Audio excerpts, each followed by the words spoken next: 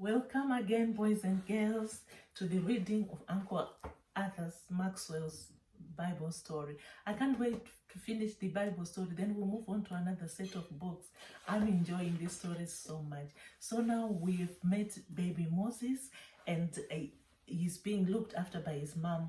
Today we'll be on story 3 of part 2 in the volume 2, and it says Training a Prince. Training a Prince.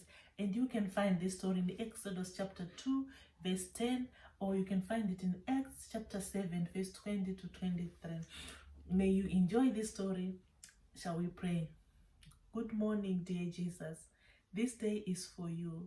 I ask you to bless all I think, say and do. Amen. Jochebed was glad to have her baby back safe and sound, and she thought over what had happened down by the river.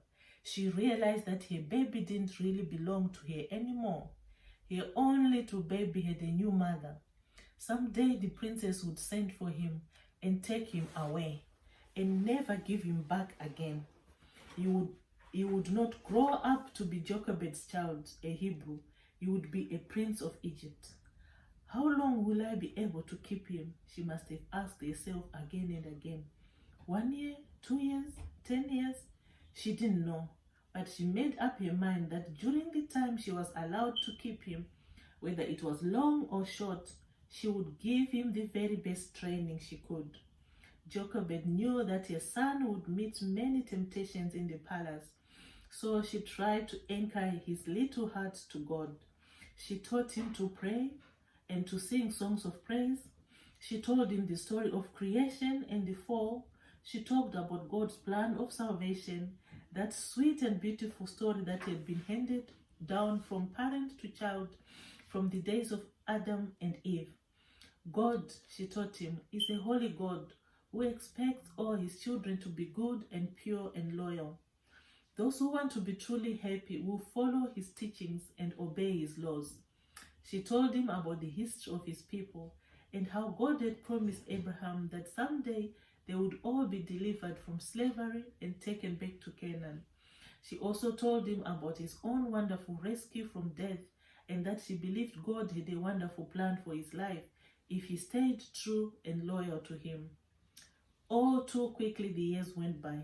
Then one day, when her boy was 12 years old, the dreaded message arrived. The princess wanted a son brought to the palace at once. What a sad day! Mother choked back her sobs as she picked up the few things you would need to take along with him. Father blinked back tears. Miriam cried her heart out. Aaron looked glum, not sure whether to be sad or envious. Perhaps some soldiers came in a chariot to get him. I don't know. Maybe the family walked to the palace and stood together outside before the gate swung open. The boy's heart would have been full of questioning, and the parents' hearts would have been full of fears and sadness. Then came the last goodbyes, the last promises to remember and love forever. When the guards took the youngster inside and the gates closed behind him, the great palace must have seemed to be a very lonely place to him. He knew his mother must have tried to be especially kind to him, but somehow it wasn't the same. The princess also gave him a new name.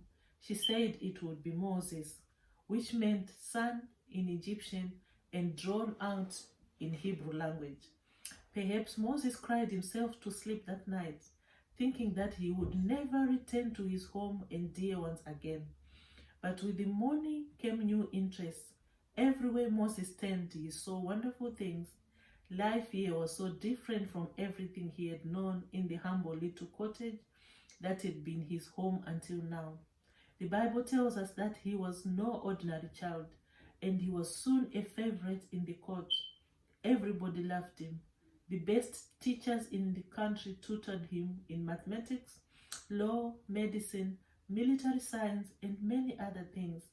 As time went by, Moses became educated in all the wisdom of the Egyptians and was powerful in speech and action. Moses soon reached the prime of life. His body was strong and his mind was keen. He already had the qualities of a great leader. He could ride a horse or drive a chariot with skill and daring. He had learned this lesson so well that he knew a lot about history, geography, and religion of Egypt. All the court, in fact, all Egypt, knew that here was a young man of unusual gifts who would be able to take Pharaoh's place someday. And Moses himself was aware that he was in direct line to the throne. Someday, if he wanted to, he could become ruler of Egypt. Yet with all his studies and busy life in the royal court, Moses never forgot the things his mother had told him in his boyhood. Every day he thought about God and what mother had said God wanted him to be and to do. And the years slipped by. He felt more and more out of place in the palace. Deep loyalties with court life could not change drew him toward these people. The Hebrews were suffering more all the time.